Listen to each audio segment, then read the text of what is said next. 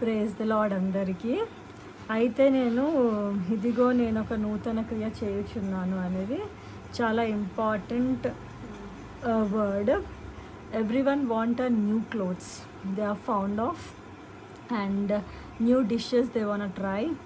And నాకైతే నేను local regional ప్లేస్కి వెళ్ళినప్పుడు ఆ రీజనల్ ఫుడ్ ఏంటి అని చెప్పి I like to taste the local food, లేకపోతే ఆ రెస్టారెంట్లో వాట్ ఈస్ ద స్పెషల్, వాళ్ళు విచ్ ఆర్ గుడ్ అట్.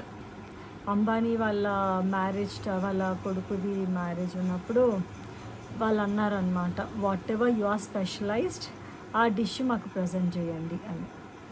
ఎన్నో కంట్రీస్ నుంచి, ఎన్నో స్టేట్స్ నుంచి they all went and took a stalls there and they served their specialized dish.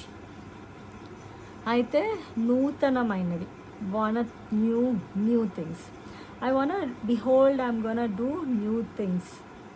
దేవుడు he's willing to do అని చెప్పి మనకి చెప్తున్నాడు. నూతనంగా you are expecting from God means you also need to be a new creature. When you will become a new creature ante once you accept Lord Jesus Christ as your personal savior, then all the old things will passed away. Then behold, you will become a new creature which you belongeth to God. అయితే ఇది తెలుగులో నేను చదువుతున్నాను. యాక్చువల్గా true salt series మీరు చూడకపోయి ఉంటే in my YouTube channel just go and watch. మెయిన్గా ఈ లైఫ్ ఇస్ వర్త్ కోర్స్ యోగ్యకరమైన భాగ్యకరమైన జీవితం జీవించటము యూట్యూబ్ యొక్క సారాంశము. కానీ భక్సింగ్ తాత బుక్ చదువుతున్నప్పుడు I was really impressed and he wrote in his own language.